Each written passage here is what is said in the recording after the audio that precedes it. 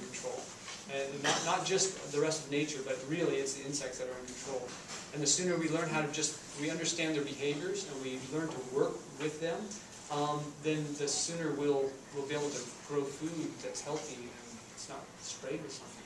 But we're not in control. They've fully manipulated us. We've taken them everywhere we possibly could.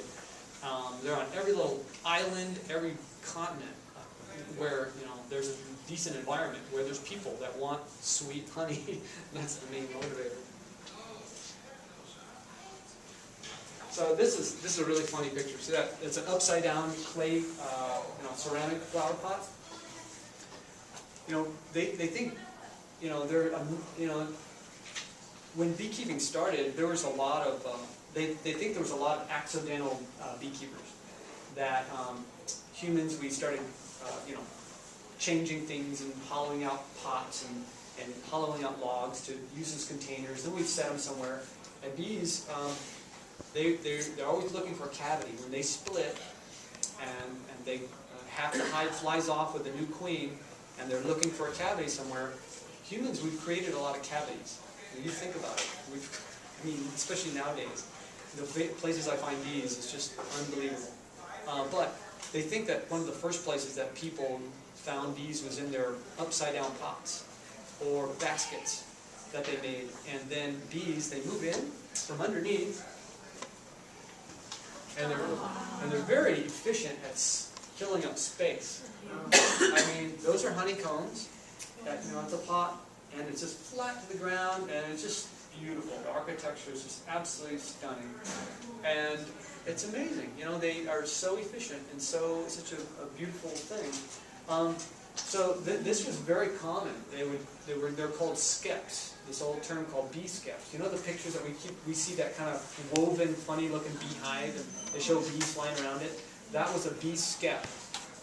That is. Here's a book on how to make them. They got everything.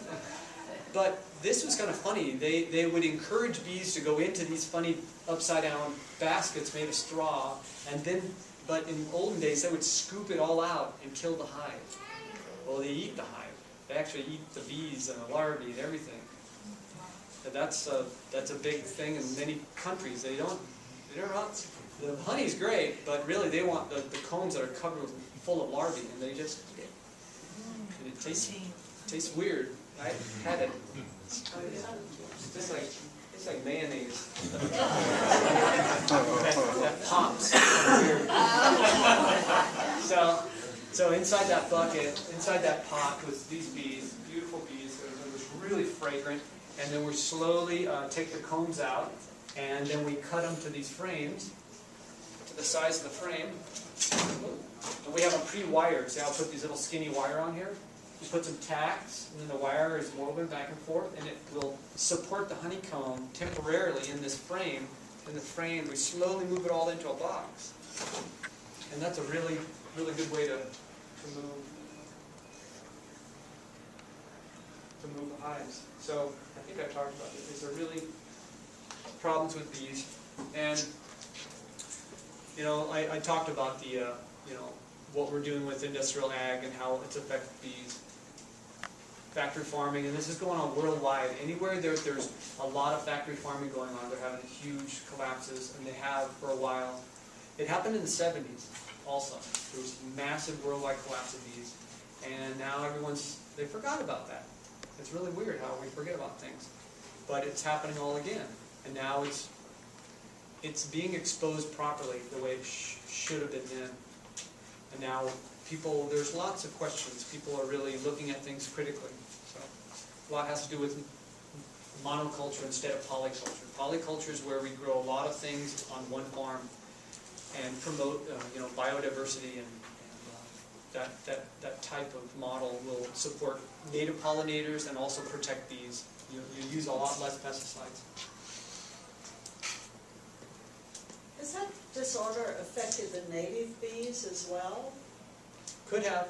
Nobody's monitoring. Nobody's counting. Yeah, Nobody's counting them. Actually, there's a study going on in San Francisco, the Great Sunflower Project. They're doing one on native pollinators or wild bees, but that's not my question. My question is there been a change in the setback laws for the city of San Diego when it comes to keeping bees? So is it still 200 feet? It's up for review right now, so right now, it's pretty hard for you to legally keep bees in your backyard, you know? Yeah. How about illegally? What is the legal Well, status of beekeeping? I believe it's 100 feet from your, it's your neighbor's house, your house, I even think a garage too. So. Even your own house. Yeah, you can't keep bees legally. There's a lot of beekeeping going on in urban areas, in the city, and on top of roofs, and in backyards. There's a lot of beekeepers. So. One of the problems by not having it legal, less people do it, and you're gonna have bees, you're gonna have aggressive bees that are super powered compared to the domestic bees. If you're not keeping your bee with a calm queen that mitigates the wild tendencies, everybody's gonna be freaked out with bees. There's more people getting stung, and because killer Africanized bees are a little sloppier about their housekeeping, they carry more bacteria, people get stung, they get a secondary infection, there's more venom. People need to make it legal, and it's important even if we don't keep them, to have it legal to keep them, so people are getting domestic queens to mitigate those aggressive tendencies. Yeah, there's ways to do requeening, where you put a new queen in an aggressive hive, or you do it on a regular basis. And what would be nice if there's someone locally you can buy it from, but most bees that you can get off the internet, they're really far away, so they support other communities than here. And I don't know if I feel all that good about bringing, you know, insects from far away over here. So that's another one of the problems. So yeah, there's some situations. Malachi? I just wanted to add something to what you're saying. The other thing about legislation, you know, whether we legislate bees or not, there are bees living around us already, whether it's in my hive or it's hidden somewhere. And actually the bees that are hidden are more dangerous because no one knows they're there. So you might be trimming your hedge and then bam, you hit the hive. Or someone is walking the city or something. So it's not really increasing a danger, it's taking out a danger. Because most bees, whether we legislate or not, they'll be around us. We like it or not. They hide in places that we don't know, and that's the danger. But if you know that, okay, that's an appearing bees are there, people will take more caution. There'll be a lot less accidents with bees.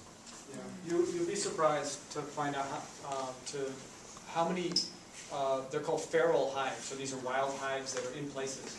You'd be really amazed how many are around. There are so many, and not just in the urban area, but even out in county parks.